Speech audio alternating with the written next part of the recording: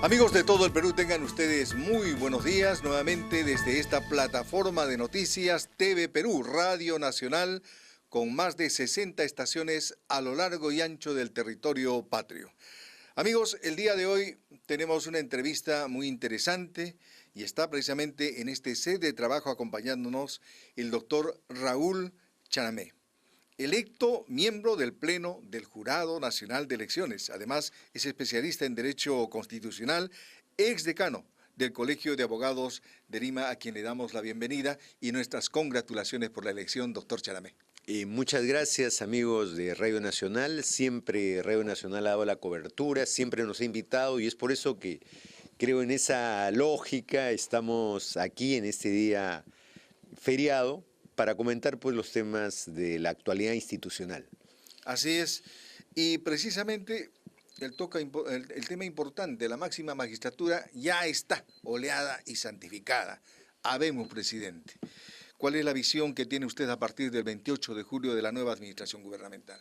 Sí, yo creo que el Perú entra a un nuevo ciclo político. Acabaron las elecciones que han sido tan polarizadas, controvertidas, polémicas, como todas las elecciones en los últimos años en el Perú, pero ya se da inicio a un nuevo ciclo político con un presidente que tiene una madurez cronológica importante, pero que también precisamente por eso ha dado un discurso el día de ayer de sensatez, de apertura, de unidad nacional, que creo que es importante para que el conjunto de los peruanos entendamos que ya la jefatura de Estado está más allá de cualquier tipo de contingencia.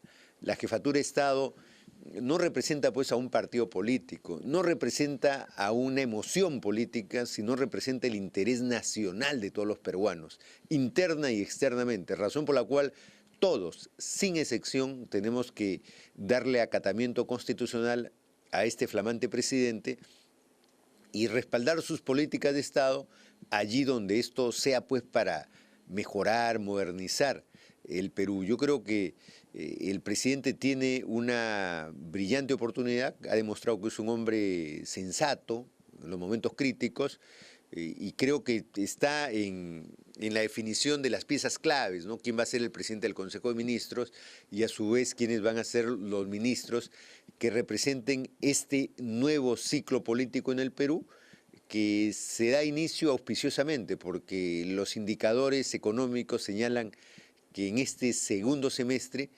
estos pueden mejorar sustantivamente. Eso es importante para acometer dos temas: el tema de la inclusión social, que debe mantenerse, y el tema de la estabilidad económica, lo cual permite algunas de las reformas que el presidente ha planteado originalmente.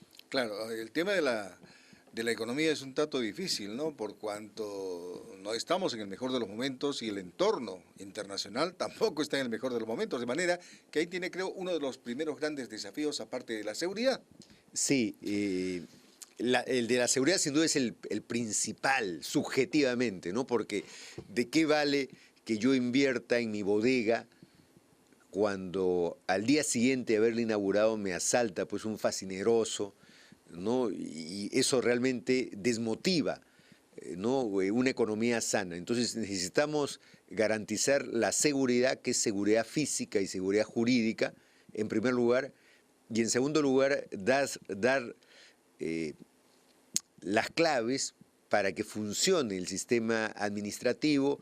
El presidente es uno de los que habló siempre de regular y no sobreregular este tema de la tramitología, ¿no? Cómo simplificamos los trámites administrativos para hacer que los agentes económicos sean más eficaces y no existan sobrecostos en los trámites, ¿no? Una cosa es hacer un trámite y otra cosa es hacer 10 trámites. Eso implica un costo tremendo para la economía que deberíamos evitar, y el Estado debería ser en eso mucho más ágil para garantizar que los agentes económicos se dediquen a la economía, a trabajar y no a hacer trámites. Claro, en la administración aprista se dio inicio a este tema de destrabar la inversión, de evitar este exceso de trámites. Ellos lo llamaron la simplificación administrativa, pero no caminó mucho, doctor Charamé. Ahí se quedó en el camino. Sí, lo que ocurre es que tenemos que distinguir dos temas. El tema de control el Estado tiene que controlar sus gastos de manera eficiente y tienen que haber controles porque muchas veces hay actos de inmoralidad, corrupción en la administración y el Estado tiene que controlar. Para eso tiene la Contraloría General de la República, tiene el Ministerio Público, tiene órganos de control. Correcto, eso es necesario, inevitable. Pero otra cosa es cuando yo quiero sacar un DNI, cuando yo quiero sacar la licencia de funcionamiento, cuando quiero sacar la licencia municipal, la licencia de defensa civil. Entonces, esos tienen que ser pues ágiles, rápidos, eficientes, ¿no? Porque si no se convierten en inmensos sobrecostos y allí se anida la corrupción para agilizar, para impulsar estos procesos. Entonces, esas son las reformas que el propio presidente las planteó en algún momento, que el Estado tenía que hacer reformas para hacerse más eficiente y no convertirse el Estado en un mecanismo de trabazón del funcionamiento público y económico. Entonces, creo que esas reformas tienen que hacerse y allí tiene que haber consenso. Nadie podría estar pues contra este tipo de cambios porque esto sí afecta el funcionamiento de una economía sana. Y de esto nadie se salva, porque la pequeña empresa, desde la bodeguita hasta las grandes empresas, tienen un tema tremendo aquí por hacer y caminar en estos temas burocráticos que ponen en el medio para lograr una licencia. Una mina, por ejemplo, hasta 10 años puede durar. Sí. Imagínese usted, entonces ahí no vamos a caminar mucho, pero además se plantea destrabar algunas grandes inversiones que hoy están caminando a medias o que ahorita están muchas paralizadas. Sí, yo creo que se puede cumplir la Constitución vigente creativamente en este gobierno. La Constitución establece que tenemos un jefe de Estado que a su vez es jefe de gobierno, pero que el presidente nombra al presidente del Consejo de Ministros y el presidente del Consejo de Ministros nombra a los ministros en consulta con el presidente. Entonces, este es un buen dato, este es un buen espacio que da la Constitución para que el presidente de la República se convierta propiamente en un jefe de Estado que vea los grandes temas nacionales. Uno de los temas nacionales es la inversión. Eso creo que nos hemos convencido los peruanos en los últimos 25 años de que si no hay inversión, no hay crecimiento económico. Y la inversión es competitiva a nivel mundial. O sea, tenemos que tener un presidente activo para atraer la inversión. Por eso me alegra mucho que el presidente va a viajar a China. A China, va a viajar a la Junta de Presidentes de de la Alianza del Pacífico. Eso es muy importante, en Chile, porque el presidente encarna la voluntad de los grandes inversionistas internacionales de encontrar mercados seguros, mercados atractivos. Chile ha jugado una política de Estado en 30 años muy activa en eso, ha sabido capitalizarse. Exitosa además, ¿no? Exitosa, sin discusión, exitosa. Y entonces, pero eso hay que aprender, eso ha sido parte del desarrollo de Chile, pero sus jefes de Estado han cumplido ese papel. Yo creo que el presidente Kuczynski puede cumplir brillantemente ese papel. Pero este presidente que va a estar viajando no puede ver pues el tema de Conga, no puede ver el tema del agua, no puede ver el tema de las demandas propias de un país que tiene desigualdades y carencias. Entonces, allí el papel le corresponde al presidente del Consejo de Ministros de cumplir un papel más activo, más político, más en contacto con el día a día de los ciudadanos. En tanto el presidente pueda ver los grandes temas nacionales, los temas estratégicos que deben concentrar su atención, ¿no? Entonces tiene que haber una división adecuada y a su vez este premier tiene que nombrar ministros que correspondan con las características políticas, técnicas e incluso sociológicas de los peruanos. Se han mencionado algunos nombres, ¿no? El más seguro es el de Economía, el señor Torne. Sí, yo creo que ya el señor Zavala también el presidente había dicho quién es su ministro de Economía el nombrar a un ministro de Economía, un técnico, alguien que tenga la experiencia necesaria, da seguridad a los agentes económicos. Los agentes económicos actúan a mediano y largo plazo, no actúan en el día a día, actúan en el mediano y largo plazo. Es por eso que es correcto designar con anticipación al ministro de Economía, porque eso da un indicador, ¿no? La bolsa, por ejemplo, yo recuerdo mucho, ¿no? Un dato, la bolsa después de la segunda vuelta creció espectacularmente en el Perú. Se había paralizado la bolsa todos los meses de la campaña electoral. Es especulativa la bolsa, pues, ¿no? Claro. Cualquier cosita inmediatamente la hace tambalear o la fortifica. No es especulativa, busca la seguridad. Entonces, cuando hay movimiento, hay un sentido conservador, no se invierte. Y entonces cuando hay seguridad de las variables económicas, entonces hay inversión, crece la bolsa. Y eso yo te aseguro que después del 28 de julio, del mensaje presidencial, la bolsa volverá a crecer. Porque seguramente el presidente dará un mensaje, ¿no?, de matrices para los próximos 5 años de cómo va a funcionar la economía, y eso es muy importante. Pero los rumores también le afectan mucho a la bolsa. Sí. Cuando hay rumores positivos o negativos, también la bolsa se mueve. Sí, y ahora tenemos una bolsa globalizada. Mira lo que ha pasado en Europa, ¿no? El tema de Inglaterra ha sido tremendo para Europa, pero tremendo para el mundo. Tremendo para el mundo, porque se ha vulnerado al euro, la libra esterlina se ha vulnerado a sí mismo y el dólar se ha visto afectado. O sea, hoy día vivimos, y eso tenemos que entenderlo todos, vivimos una economía conectada.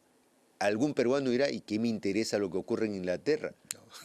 ¿No? Por supuesto que interesa, porque inversión europea que viene a América Latina es significativa, la inversión europea. Y entonces, si Europa se contrae, pueden dejar de haber empleos en el Perú. Claro, ¿no? Entonces, definitivo, ¿no? tenemos que tener una visión, como funciona el mundo, una visión global, integrada, preocupada por estos temas, de tal manera que tengamos estabilidad y visión a largo plazo de los grandes problemas económicos del Perú. Y ese tema de Europa no va a quedar ahí. Ya por lo pronto Escocia también ha manifestado que desea desafiliarse del Reino Unido y quiere seguir anexado a la Unión Europea. Claro. Ahora el Perú ha firmado un TLC con la Unión Europea. Claro. Al retirarse Inglaterra, vamos a ver cómo queda ese recibiría tratado, ¿no? un trato diferencial. Definitivamente. ¿No? Entonces, pero, hay que volver a conversar ahí, o por lo menos ver qué temas hay que modificar. Por supuesto, o sea, es un tema de gran calado, es un tema de gran calado que los europeos lo han visto pues como una bomba, como tan dañino como una bomba terrorista. ¿Podría haber un efecto dominó? Claro, podría haber un efecto dominó, pero interesante, en Europa los jóvenes mayoritariamente, diríamos aplastantemente, votaron por mantenerse en la Unión Europea. Las mesas de los cincuentones, sesentones, setentones votaron por desafiliarse. O sea, la nostalgia con el pasado. Exacto. La nostalgia con la bandera propia, la nostalgia del país propio. Pero los jóvenes no. Ellos ven su futuro. Pues. Los jóvenes que ven el futuro han salido a protestar, han salido a las calles, porque han comprendido que la lógica económica del futuro no es de un país, es integral. Entonces dicen, nosotros hemos perdido a partir de este referéndum la oportunidad de trabajar en 27 países y nos hemos quedado en un solo país. Entonces es tremendo lo que ha ocurrido en Europa, ¿no? Y yo creo que puede servir de lección para otros países como América Latina, que también tiene que hacer procesos de integración sólidos y serios.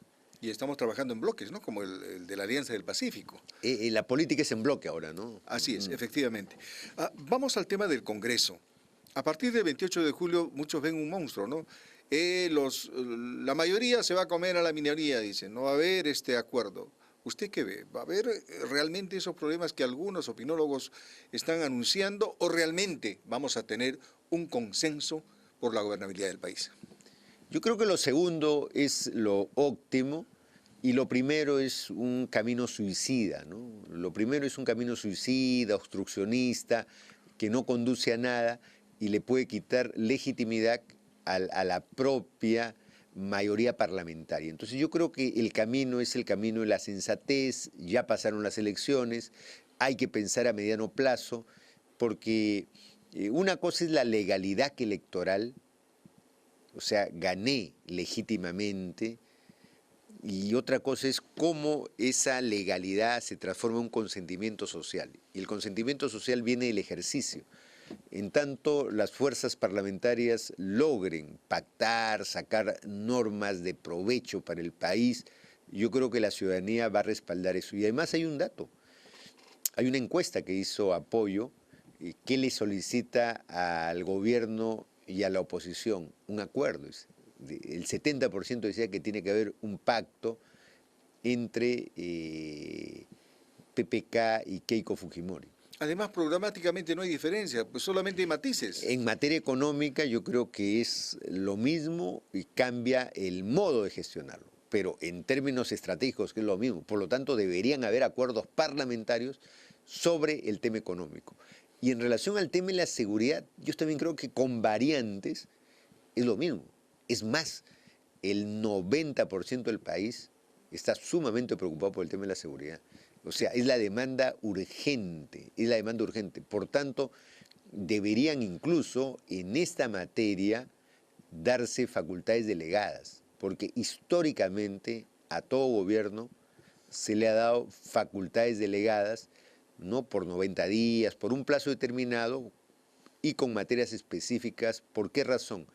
Porque el presidente va a dar un programa de gobierno el 28 de julio.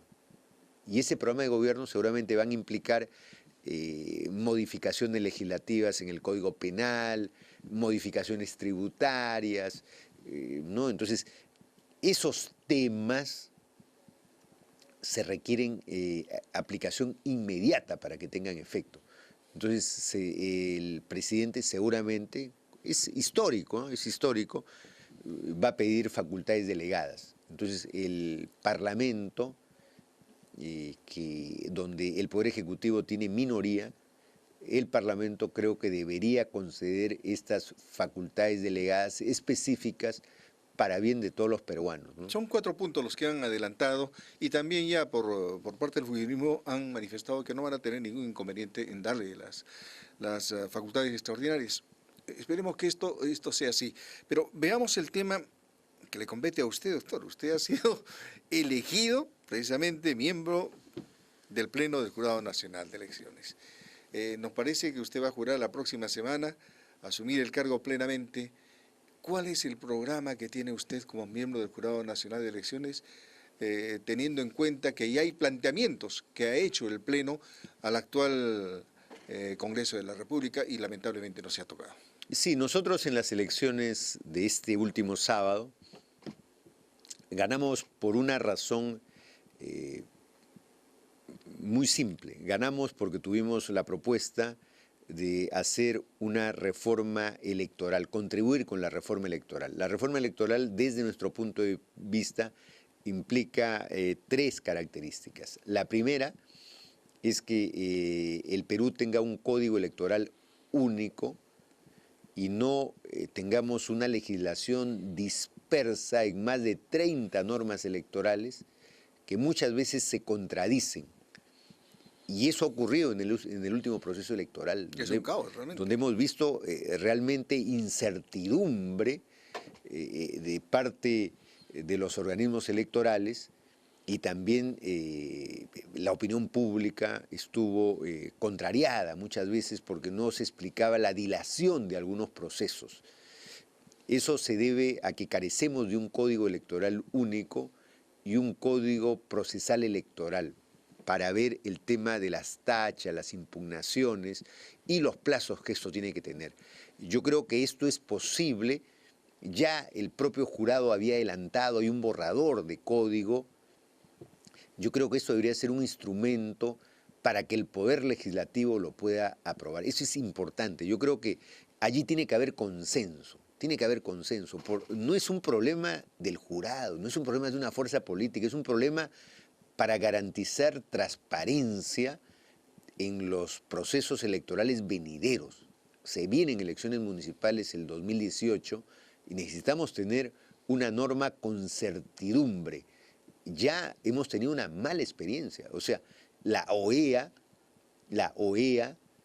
por medio de sus observadores, señaló que el Perú tenía una legislación realmente contradictoria, que debía superarse esa legislación.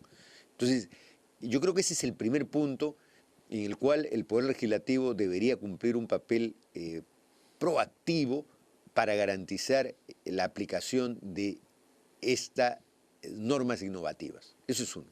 En segundo lugar, debería aplicarse la ley de organizaciones políticas que establece que tienen que haber elecciones primarias obligatorias en todos los partidos políticos.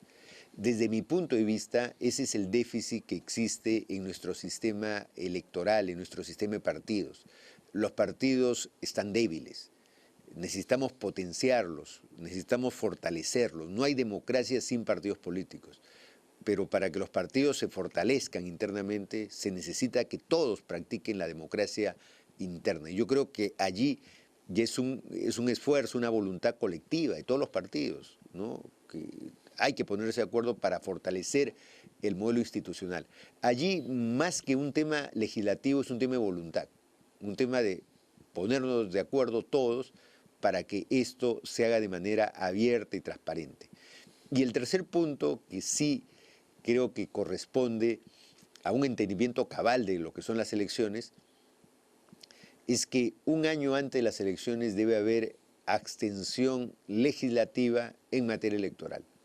O sea, no deben darse leyes en el año de las elecciones, en víspera de las elecciones o en plenas elecciones. Para que ocurra lo que pasó últimamente. Yo creo que es de sentido común, o sea, pero en eso tenemos que ponernos de acuerdo también, ¿no? En el Ecuador, por ejemplo, existe una norma constitucional que dice que abstención electoral en el año electoral. En México ocurre lo mismo, en Argentina lo mismo, ¿no? Porque no se podría modificar la legislación en pleno proceso electoral en víspera de las elecciones. Eso atenta contra la seguridad jurídica electoral.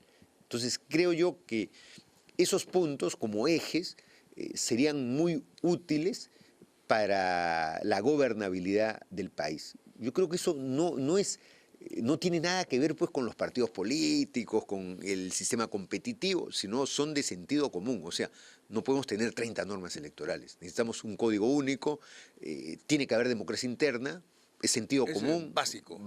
Básico, pero eso se pide a gritos, se dice no se hace. Y no se hace, no se practica. Nunca hemos tenido la voluntad de hacerlo. Como se hace en otros países, las elecciones primarias a veces son más importantes que las elecciones generales. En el Uruguay, por ejemplo, yo he sido testigo. Las elecciones primarias casi determinan quién va a ser el presidente o quiénes van a estar en la segunda vuelta, ¿no? Porque son tan competitivas, tan transparentes, que permiten ya perfilar el tema de las elecciones. Nosotros más bien, ahí hemos tenido errores, ¿no? Nosotros hemos estado en la primera vuelta viendo tema de tachas, ¿no? O sea, distrayendo al electorado. El electorado no tiene pues por qué estar viendo el tema de tachas en pleno proceso electoral. Entonces ahí hay que modificar los procedimientos para hacerlos adecuados. Tienen que haber controles, tachas, pero en momentos oportunos. Bueno, una pregunta final, el tiempo nos está ganando, y es el referido a la denuncia que han hecho a periodistas del programa Panorama por traición a la patria. ¿Usted ha visto ese tema? En todo caso, ¿cuál sería su opinión? Yo enseño Derecho Constitucional, es mi especialidad. Yo he opinado académicamente sobre este tema, si existe el delito de opinión. No existe el delito de opinión, no existe el delito de opinión. No hay traición a la patria, y ya eso lo ha dicho el propio Tribunal Constitucional. Solo se puede aplicar esta norma constitucional cuando se dan secretos militares de operaciones contingentes. Esto es cuando estamos en una guerra y un periodista saca, por ejemplo, los planes de defensa del Estado peruano que puede ser vulnerable, ¿no? Los planes operativos. Allí se aplica razonablemente estos preceptos constitucionales y legales. pero en materia de discusión, de discernimiento, cuando el periodista ha investigado cosas aparentemente no legales, ¿no? Entonces, ahí estamos simplemente, es la prensa, y a veces también la prensa comete excesos. A veces también la prensa comete excesos. Y la Corte Interamericana de Derechos Humanos ha dicho que hay libertades preferentes entre la intimidad de un personaje público y la sana búsqueda de la verdad periodística. Es preferible la libertad de expresión y de investigación al secreto que a veces buscan tener algunos altos funcionarios públicos. Entonces creo que hay ya una resolución del Tribunal Constitucional en relación a este tipo de hechos. Muy bien. Nuestro agradecimiento al doctor Raúl Charamé, electo miembro del Pleno del Jurado Nacional de Elecciones, especialista en Derecho Constitucional y exdecano del Colegio de Abogados de Lima. Doctor, muchas gracias por su presencia. Muchas gracias a ustedes, amigos. Amigos, a ustedes muchísimas gracias. Mañana, Dios mediante, estamos con otro espacio similar. Muy buenos días.